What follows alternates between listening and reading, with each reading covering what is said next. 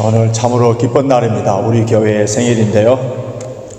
주님께서 2004년 3월 7일 날 주님의 몸된 교회를 이곳에 세워주셨고, 조금 전에 우리 장로님께서 기도해 주신 것처럼 지난 세월에 놀라우신 은혜와 복을 내려주셨고 성령의 역사로 여기까지 오게 해 주셨습니다. 그런데 하나님의 은혜와 복을 내리실 때는 하나님의 신실한 충성된 사람들을 통하여서 부어지기 때문에 주의 몸된 교회를 든든하게 세우며 진리와 사랑으로 하나 되도록 눈물과 기도로 충성을 다하여 섬겨온 우리 모든 분들, 그리고 이 자리를 끝까지 지켜오신 모든 분들에게 감사를 드립니다. 우리 옆에 오늘 교회 설립일을 맞이해서 함께 드리는 옆에 아내든 남편이든 어느 성도든 함께 해주셔서 참 감사합니다. 서로 인사하시 바랍니다. 함께 해주셔서 참 감사합니다. 교회 설립 20주년을 맞이하여서 오늘 우리에게 주어진 이 본문 말씀을 통하여서 앞으로 새로운 10년의 세월을 내다보면서 우리 주님께서 우리 교회를 향하여서 원하시는 것이 무엇인지를 함께 살펴보면서 은혜 받기를 원하는데요. 오늘 우리가 읽을 본문은 크게 세 부분으로 나눌 수 있습니다. 첫째 앞부분은 베드로의 장모가 열병에 걸렸을 때 예수님께서 고쳐준 사건이고, 그 다음 사건은 많은 귀신들, 많은 환자들을 고쳐준 사건이고, 마지막에는 예수님을 쫓아 제자가 되려고 하는 사람들에 관한 내용이 기록되어 있습니다. 먼저 베드로 장모의 열병을 고쳐준 이 사건을 통하여서 오늘 교회 설립 20주년 기념주일을 맞이하는 우리들에게 하나님께서 주시는 메시지가 무엇인가, 하나님의 음성이 무엇인가 함께 듣기를 원하는데요. 베드로는 결혼을 했습니다. 아내도 있고요, 장모님도 있습니다. 베드로의 장모가 열병에 걸려서 누워 있는데, 그녀의 열병은 우리가 앓고 있는 감기나 잠시 지나가는 그런 열병이 아니라 의사인 누가가 봤을 때에 생명을 위협하는 치명적인 그런 열병이라는 사실을 누가복음에 기록해 놨습니다. 예수님께서 베드로 집에 들어가셔서 그 치명적인 열병을 고쳐준 이 사건이 굉장히 중요한 사건이기 때문에 공관복음, 마태, 마가, 누가복음 이 세 복음서에 다 기록해 놓았습니다.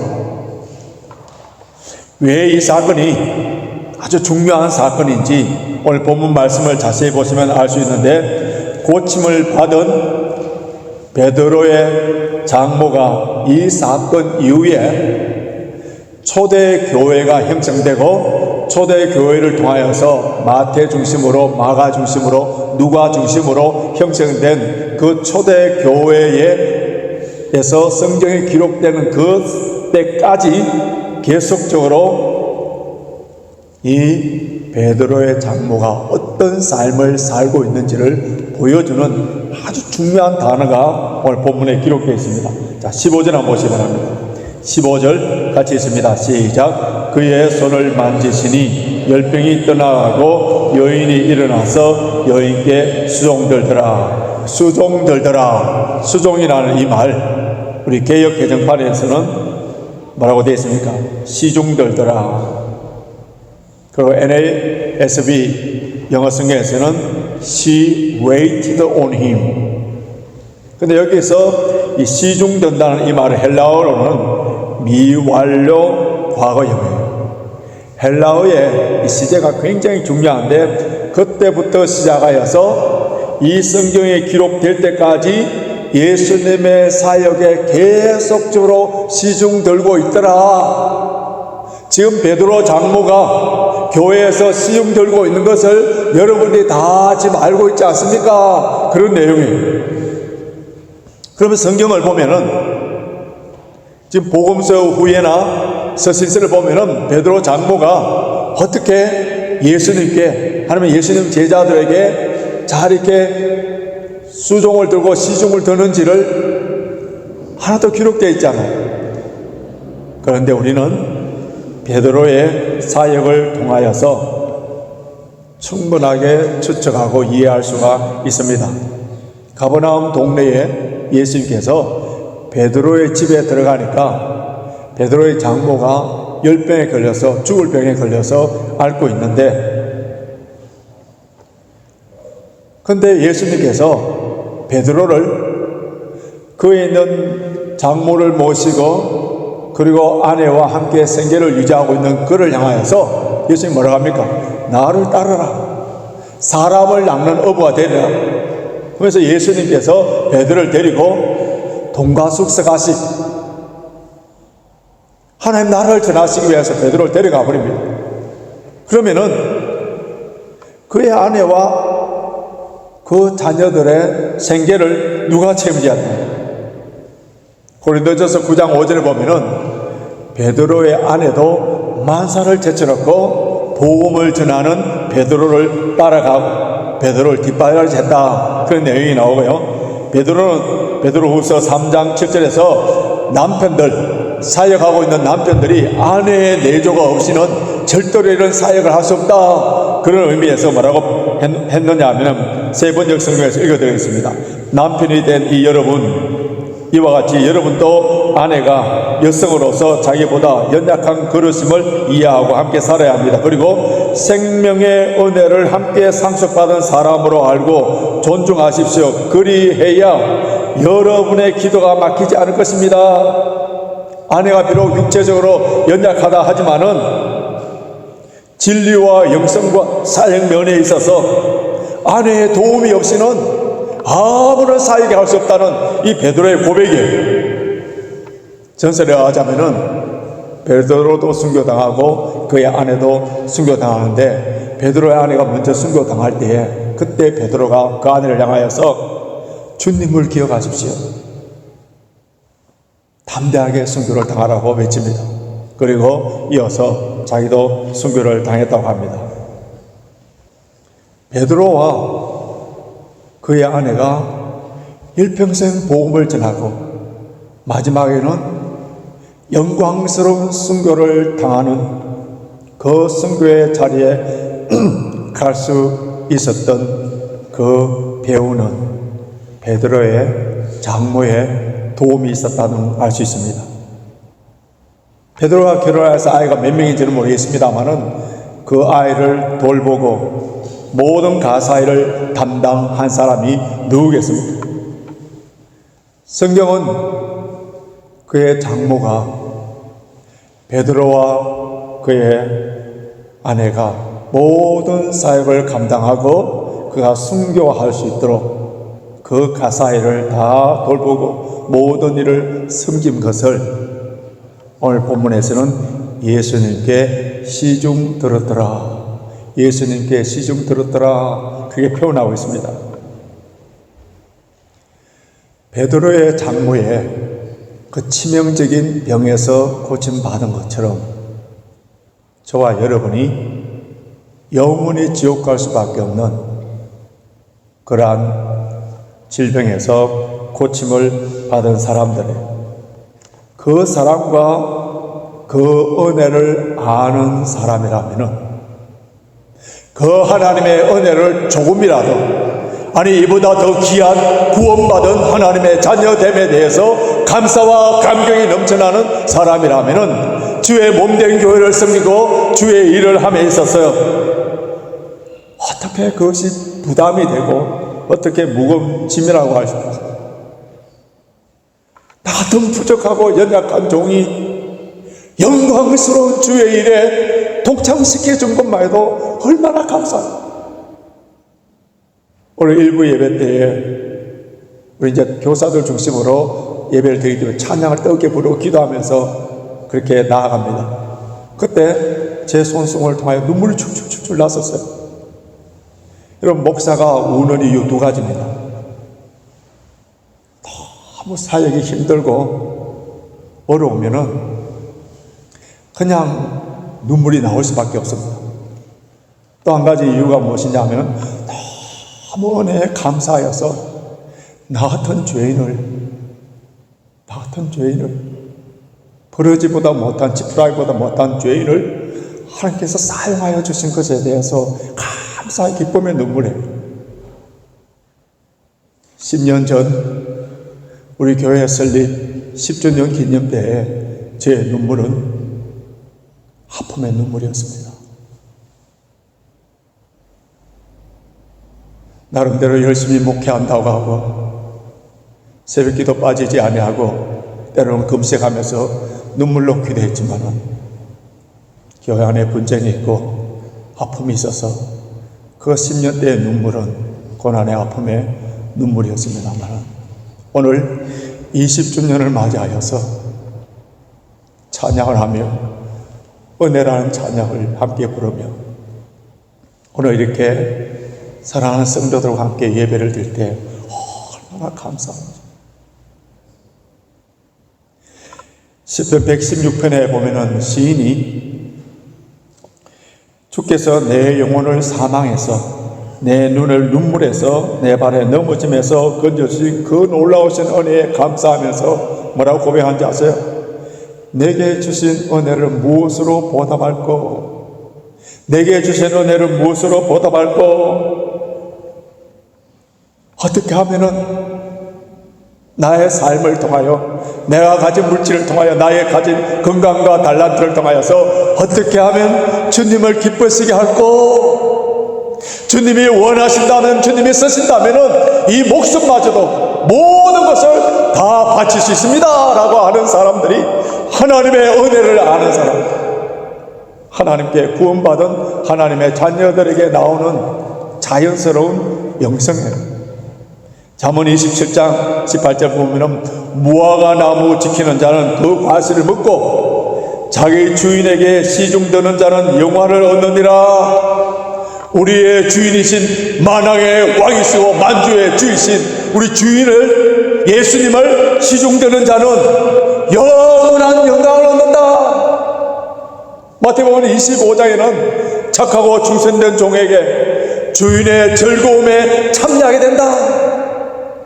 저와 여러분들이 주의 몸된 교회를 위하여서 하나님의 나라를 위하여서 충성되이 봉사하고 있다면 지금 그 사람들은 주인의 즐거움에 현재적인 천국의 기쁨에 그 기쁨을 누리고 있다는 거예요.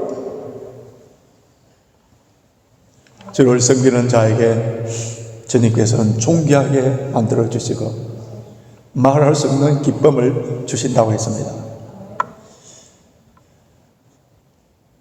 이미 우리 교회는 20년 세월을 돌이켜볼 때에 많은 은혜를 받은 그런 교회입니다. 그래서 우리에게 주시는 메시지는 예수님께 시중드는 교회, 예수님을 섬기는 교회 되어야 되는데요. 과거 우리 교회는 유럽에서 참 열악한 환경에서 목회하시는 우리 한인교회 목회자님들 또 선교사님들 부부를 초청하여서 6번이나 목회자 세미나를 개최했습니다. 그들에게 재충전과 쉼을 통하여서 다시 그 사역의 현장에서 사명감이 불타오르도록 하는 그런 사역들을 했었어요. 우리가 많은 것을 가졌기 때문에 한 것이 아닙니다. 예수님께서는 제자의 이름으로 이 작은 자 중 하나에게 냉수 한 그릇이라도 주는 자는 내가 진실로 너희에게 이르노니 그 사람이 결단코 상을 잃지 아니하리라 하시니라. 냉수 한 그릇이라도 대접할 수 있는 아름다운 마음만 가졌을 때에 저와 여러분들이 지치고 피곤한 주의 종들을 향하여서 아름다운 마음만 가졌을 때 냉수 한 그릇이라도 섬길 수 있는 아름다운 마음만 가졌을 때에 그 모든 일들을 하나님께서 이루어 가시는 것을 우리 모두 다 경험하지 않았습니까? 우리 교회를 통하여서 비자를 받지 못하여서 한국에 돌아갈 수밖에 없는 여러 목사님들, 영주권을 받도록 해주셨고, 그분들이 집 곳곳에 담임 목사로 섬기고 있고요. 앞으로 우리 교회는 이런 주의 복음을 전하는 주의 종들을 섬기는 교회, 그것을 통하여서 주님께 시중되는 교회로 말미암아 하나님께 칭찬받기를 원합니다. 둘째로, 우리 교회는 치유하는 교회가 되어야 됩니다.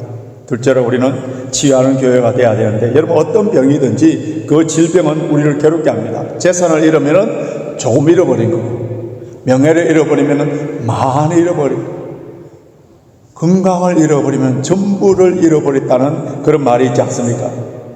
건강이 우리 삶에 있어서 참 중요합니다. 예수님께서 베드로의 장모의 열병을 고쳐주실 때에 그 어사인 누가는 그 열병을 꾸짖었다, 이렇게 표현하고 있습니다.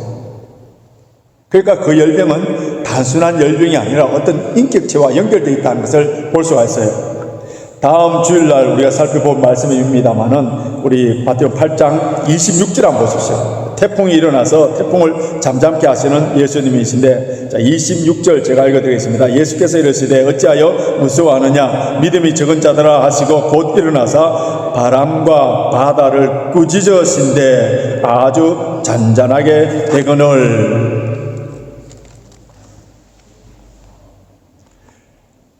욥의 자녀들이 그의 맏아들 집에 다 모여 있었을 때, 그때 갑자기 태풍이 불어서 그 아들들이 집이 무너져 다 죽습니다. 그 태풍을 일으키게 한 장본인이 누군지, 악의 사탄입니다. 사탄은 사람들에게 병을 들게도 하고 또 태풍을 일으키기도 합니다. 그렇기 때문에 우리는 어떤 질병이나 어떤 재난이 닥쳤을 때 이것이 사탄으로 말미암아 주어졌는 것인지 아닌지를 분별할 수 있는 영적 분별력을 가져야 되고요. 만약에 사탄에 의한 것이라면 예수 그리스도의 이름으로 우리는 쫓아내고 물러가도록 꾸짖고 가야 됩니다. 자, 귀신은 정신적으로 황폐하게 만들어요. 귀신의 목적은 거짓말하고 사람을 죽이는 겁니다. 그래서 그 사람이 어떤 것에 중독이 되도록 만들고 그의 삶과 그의 가족과 모든 것을 다 파괴시키는 그러한 일들을 할 때에 그것을 치유해야 되는 곳이 바로 교회 의사 출신으로 목회자가 되어서 아주 훌륭한 목회를 하셨던 로이드 존즈 목사님, 의학과 건강이라는 책에서 모든 질병을 의사에게만 맡길 수 없습니다. 아직 많은 부분을 교회를 통하여서 치유되어야 합니다. 밝힐 것처럼 그런 많은 부분, 그 질병의 많은 부분은 교회를 통하여서 치유되어야 됩니다. 교회를 통하여서 귀신이 물러가고 중독되고 나쁜 습관에 계속 빠져있는 그런 모든 것들을 치유되고 끊어버리지 못한 나쁜 습관들을 끊어버릴 수 있도록 그러한 역사가 교회를 통하여서 일어나기 위해서는 우리 어떻게 해야 돼요?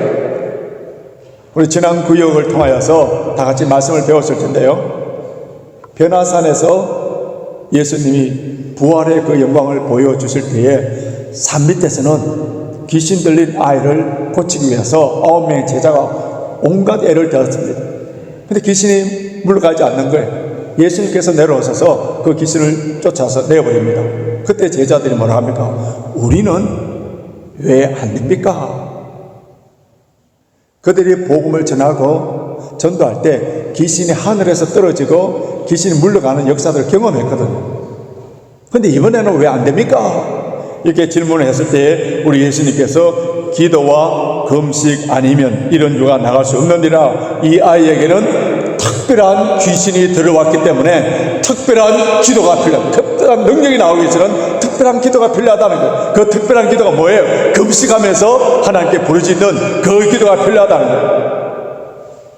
19세기에 아주 유명한 칼빈주의자인 그 신학자인 찰스 하츠에게 어떤 사람이 질문했습니다.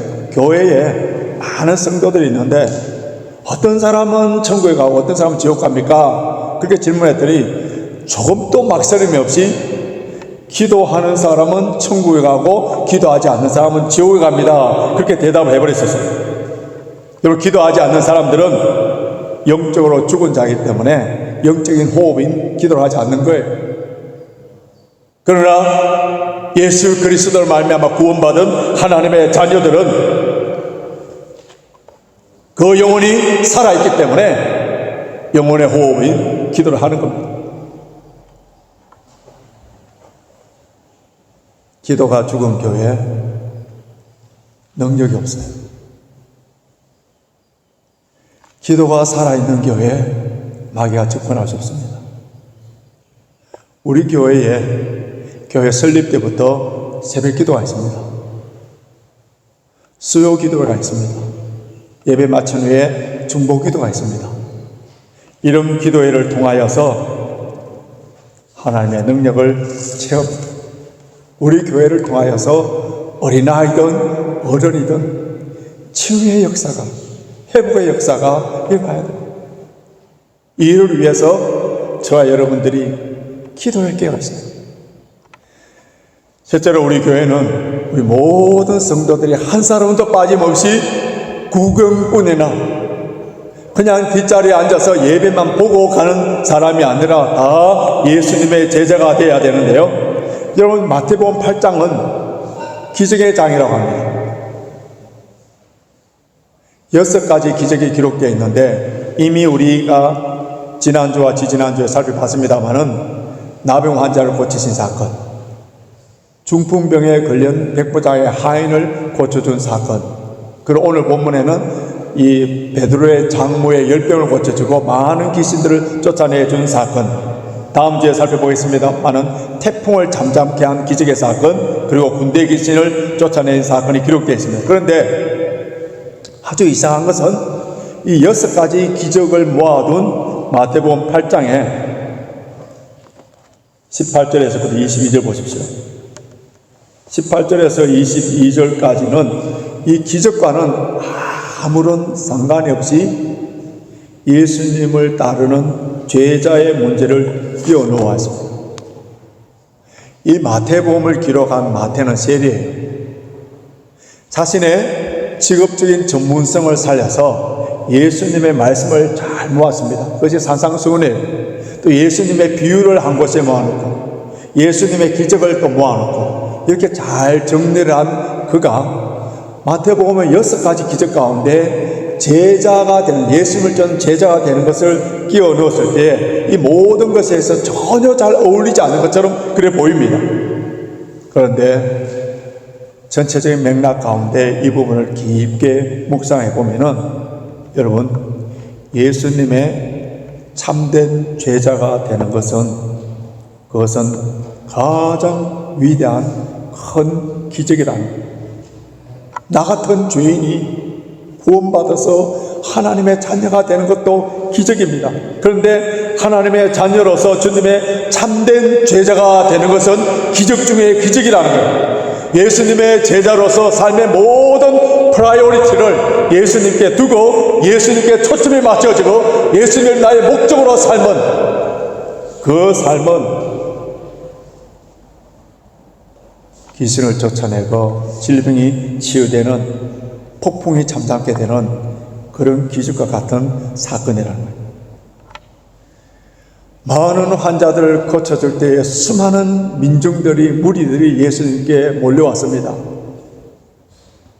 예수님은 어떻게 보면 걸어다니시는 종합병원이라 할 수 있는데 어느 몇 질병만 고치는 전문의라기보다도 다 치료하시는 만병의 의사였었어요. 그것도 진료비 하나 받지 아니하시고 그들의 육신뿐만 아니라 영혼까지도 고쳐주는 그러한 놀라운 일을 하셨을 때 그 소문이 온 유대 땅에 다 울려 퍼졌습니다. 수많은 사람들이 애워쌌을 때 그때에 아주 용기 있는 서기관 한 사람이 나와서 선생님이여 어디를 가시든지 저는 쫓으리다, 예수님의 제자가 되겠다고 정식적으로 신청을 한 겁니다.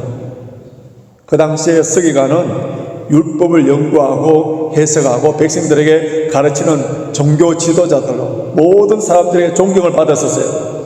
예수님의 제자들 어떤 사람, 어부들이 많이 배우지 못했습니다. 어떻게 보면 로우 클래스예요. 그런데 종교의 지도자인 엘리트, 그가 예수님의 제자가 되겠다고 들어왔을 때에 종교계의 거분이 마치 천군 마마를 얻는 것 같은 그런 느낌이 있지 않겠습니까? 그런데 예수님의 반응이 어떠합니까?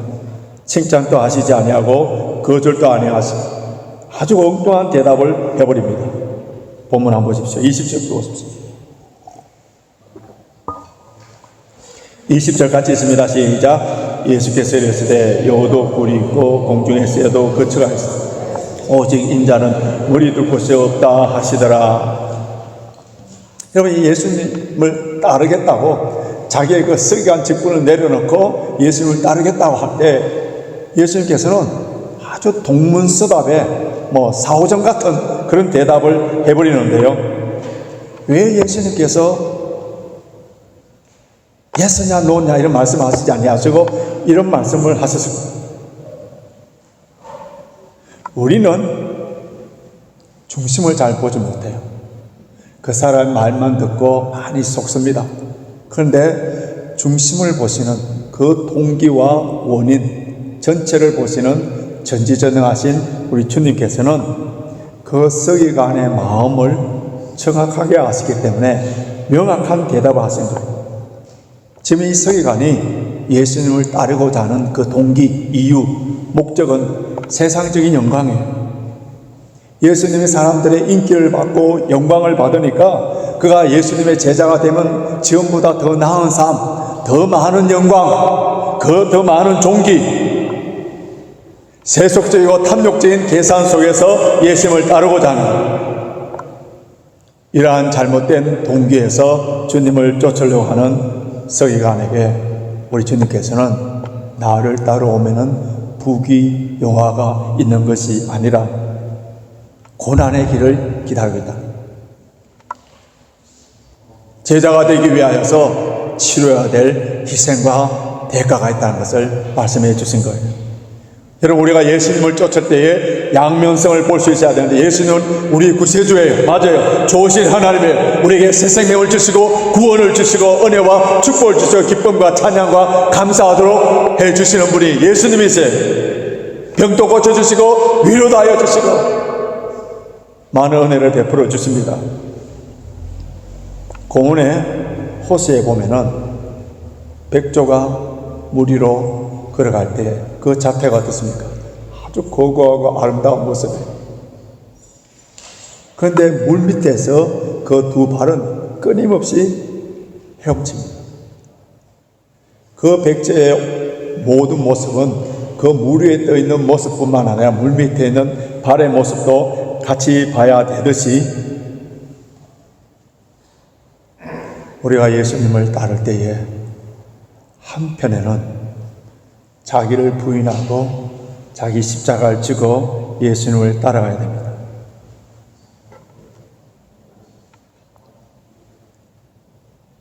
이 서기관은 예수님을 따를 때에 자기의 희생과 고난과 십자가 지는 면은 보지 못하고 영광만, 인기만, 세속적인 것 채워지는 그 모습만 보고 따라가려고 합니다. 이때 우리 예수님께서 예수님을 따라오는 한 제자를 향하여서 그때에 이 제자가 예수님께 뭐라고 말했느냐 하면은 자 21절 보십시오. 21절 같이 있습니다. 시작. 제자 중에 또 하나가 가로되 주여 나로 먼저 가서 내 부친을 장사하게 허락하옵소서. 근데 예수님의 대답이 아주 냉정합니다. 자 22절 같이 있습니다. 시작. 예수께서 가라사대 죽은 자들로 저희를 죽은 자로 장사하게 하고 너는 나를 쫓으라 하시니라.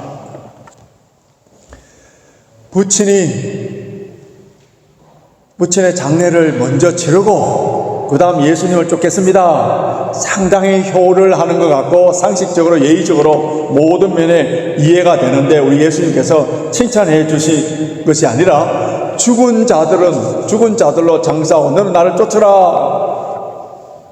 이 말씀을 우선적으로 생각하면 예수님은 부모도 없나? 아니, 조상도 몰라보는 아주 배은망덕한 사람인가 이렇게 볼 수 있는데, 예수님의 그 부친의 부모의 육신의 부모의 장례도 치르지 마라 말인가 이렇게 잘못 이해하면은 이런 오해를 할 수 있는데요. 그러나 우리는 그 당시에 이스라엘의 관습 습관에 대한 말씀을 잘 이해해 가야 됩니다. 예수님 당시에 유대인들에게 있어서의 그 부모는 아주 나이가 많거나 곧 임종을 하게 되면은, 병에 걸리게 되면은 자식들이 부모를 멀리 떠나가지 않습니다. 그래서 여기서 부친을 장사하겠다는 이 말은 지금 부친이 돌아갔었기 때문에 장례식을, 퓨너럴 서비스를 치르고 오겠습니다, 그것만 치르고 빨리 오겠습니다, 그런 말이 아니라 아버지가 돌아가실 때까지 기다렸다가 돌아가신 후에 유산의 문제를 다 정리한 다음에 예수님을 따르겠습니다, 그 뜻이에요. 그때 예수님께서는 단호하게 말씀, 죽은 자들로 죽은 자를 장사하게 하고 너는 나를 쫓으라. 그의 마음을 꿰뚫어 보신 우리 주님께서는 어떤 조건이나 핑계나 변명되지 말고 너는 나를 쫓으라, 나를 따르라, 그렇게 명령한 거예요. 우리 주님께서 이 사람에게 주신 명령을 통하여서 우리에게 주시는 메시지가 뭐예요? 우리가 주님을 따르는 일에, 주의 몸된 교회를 위하여서, 하나님 나라를 위하여서 일을 할 때에 어떤 변명이나 이유를 대지 말고 적석에 따르며 먼저 주의 일에 프라이어리티를 두라고, 먼저 그의 나라와 의를 어디에 먼저 두라는 거예요. 내가 정해놓은 우선순위에 의해서 내가 그 일을 먼저 하고 중요하게 여기는 것이 아니라 주님께서 우선순위로 정해둔 그 일부터 먼저 하고 중요하게 여기라는 거예요. 우리는 다 반대지 않습니까? 주님께서 정하여 주신 먼저 해야 될 일, 그럼 그 일이 무엇입니까? 가장 중요한 일이 무엇이에요? 생명을 살리는 일입니다. 죽은 자들로 저희 죽은 자를 장사하게 하라 하는 이 말씀은 영적으로 죽은 사람들이, 육체적으로 죽은 사람들을 장사하도록 하고, 너는 영적으로 살아있기 때문에 너희 영적으로 죽은 사람들을 살리는 일을 먼저 하라는 거예요. 만일 뇌출혈로 남편이 지금 쓰러져 있는데 그 모습을 보면서 개를 하러 간다든지 동창회 모임을 가는 그런 여자들이 있겠습니까?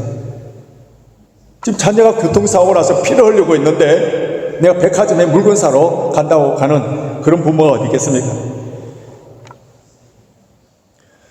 오늘 본문 22절에서는 너는 나를 쫓아라, 너는 나를 쫓아라 되어 있는데, 누가복음에서는 나를 쫓으라는 말 대신에 아주 귀한 다른 말을 넣었는데 뭐라고 되냐면 하나님 나라를 전파하라, 하나님 나라를 전파하라. 여러분, 주님을 따른다는 것은 하나님 나라를 전파하는 삶이란, 복음을 통하여서 생명을 살리는 일을 최우선으로, 그 일에는 어떤 변명이나 핑계 대지 말고 그 일부터 먼저 하라는 거예요. 복음을 전하고 생명을 살리는 일, 이 일이 우리 교회에 프라이어리티를 두어서 이 사역을 할 때에 예수님께서 가장 기뻐하시고, 여러분, 이 일을 위하여서 이 런던 땅에 20년 전에 많은 교회가 있었습니다마는 또 새로운 한 그 교회를 세웠어서 이 교회에 그 일을 맡겨서 우리 교회가 수평 이동을 통하여서 많은 성도들도 모일 수가 있겠습니다마는, 그러나 여러분, 우리 교회 설립 때부터 20년 동안 계속적으로 주보에 표로 주는 것이 뭔지 아세요? 주보 한번 보십시오. 주보 한 면에 보십시오.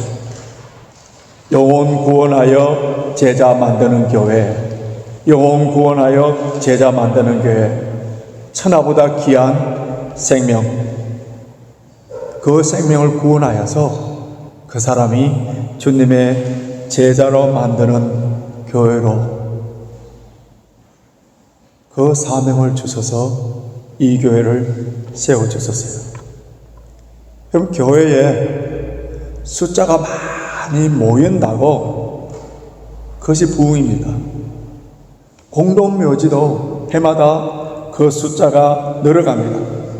양적으로 숫자가 많기보다는 새 생명의 그 영혼이 구원받아서 구원받은 하나님의 자녀들이 다 예수님의 제자가 되어서 성령의 열매를 맺을 때에 그것이 참된 부흥이고요. 지금 우리 교회 감사하게도 기도를 통하여 성경 공부를 통하여서 한 사람 한 사람이 주님의 제자가 되어가고 주님을 닮아가고 있는 모습이 얼마나 아름다운지 모릅니다. 우리 교회는 앞으로 새로운 10년을 내다보면서 예수님께 시중드는 교회, 이 교회를 통하여서 치유의 역사가 일어나는 교회, 새 생명의 구원의 역사가 일어나서 제자로 삼는 그런 교회로 부흥할 수 있도록 저와 여러분들이 힘을 모으고 함께 기도함으로 함께 전진함으로 주님의 기쁨이 되는 교회로 든든하게 세워나가시길 주님의 이름으로 축원합니다.